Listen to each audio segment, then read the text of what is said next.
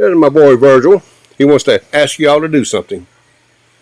Press the subscribe button in the notifications bell right below this video. Thank you. Thank you. Thanks, folks. Please subscribe, like, and share.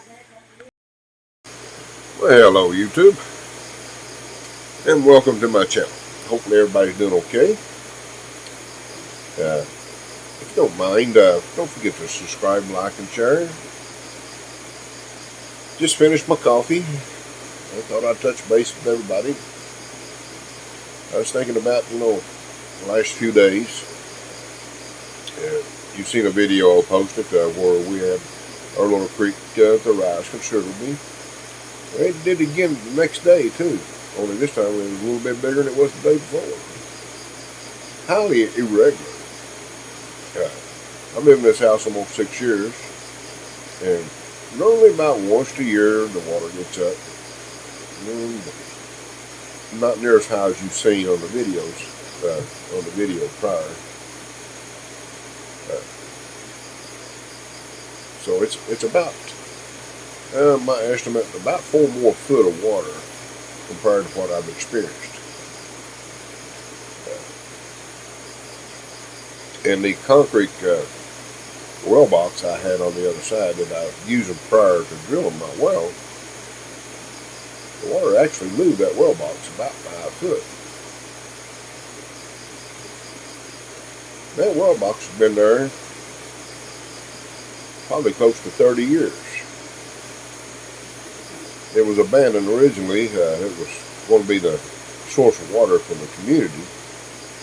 They was going to install a major pump and so forth, but determined that it wouldn't produce enough water for that. So it was abandoned. So when I built my house, I was told that if I want to clean it out, I could use it. So I did. Until I put enough funds together to build my own well. Thankfully, I did my well in time. Because if I hadn't done that, we'd be no water. Because the barn guy water, to be honest with you, 1 or 2 days a month is a pretty well limit. My little well is producing quite a bit of water. We had company, and it was producing, we had quite a few people here, so faucet running constantly.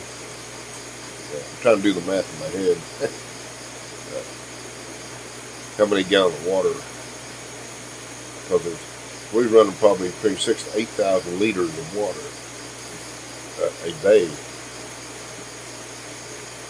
which works out to be roughly 2,000 gallons. That's a lot of water. Back to the water level of the rain we've been getting. The rainy season stepped in early this year, by the way. And it's got me wondering, or thinking about, and begin to believe the climate change is real. No. I often thought that climate change was probably a factor, but I was borderline wondering if it's real or not. I believe it's real. It's just more prevalent now than what's brought to my attention.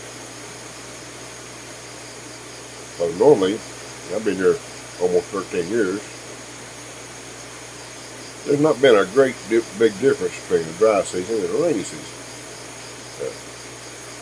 Got a little bit more rain during the rainy season, but it wasn't enough to what I would call it the rainy season. But this year's made a change of mind. It's rained just about every day since it started. It's been a few days. We went 3 or 4 days in a row. On our road, it's a dirt road. We got roughly 3 kilometers to the highway. I'm used to it being dusty. It hasn't been dusty in a long time. mainly muddy.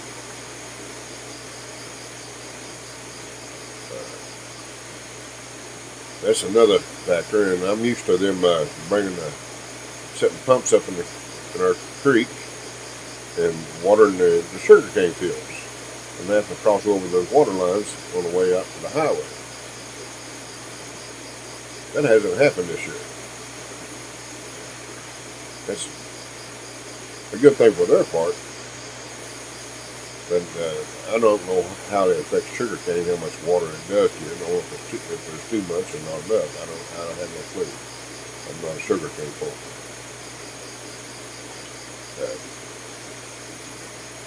Which is kind of strange, because I was thinking back, I remember reading an article that the Philippines is experiencing a sugar shortage. I don't know. That's hard to imagine when you live on an island that's basically all sugarcane, and you see it as far as you can see everywhere you go.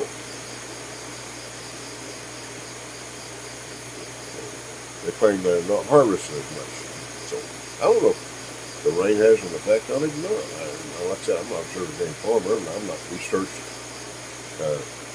about sugarcane or how much rain and so forth. I don't know if it's required to be dry and with minimum rain or what. I have no idea.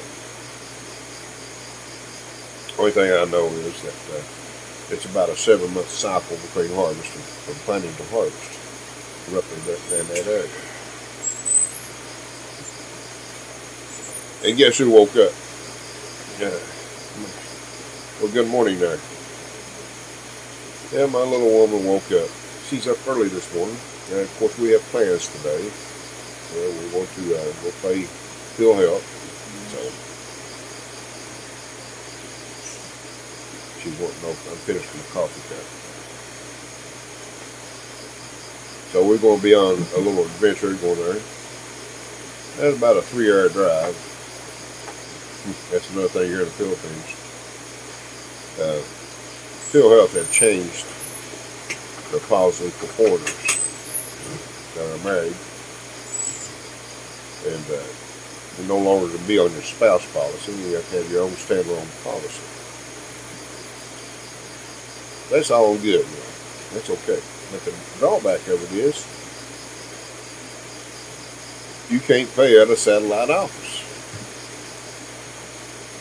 You can't pay your premiums at a satellite office. You have to go to a capital office. In our case, that's a 3-hour drive one way. So, there you go. That's life. Of course, in our case, it's an adventure. I'm not complaining. We get out about. At least the good part about it is, at least it's something. Anyway, folks, I appreciate you taking time out and watching my videos. And don't forget to subscribe, like, and share. And stay tuned. Maybe I'll throw another one in here sometime today. Who knows? It depends. But everybody take care now. Bye-bye.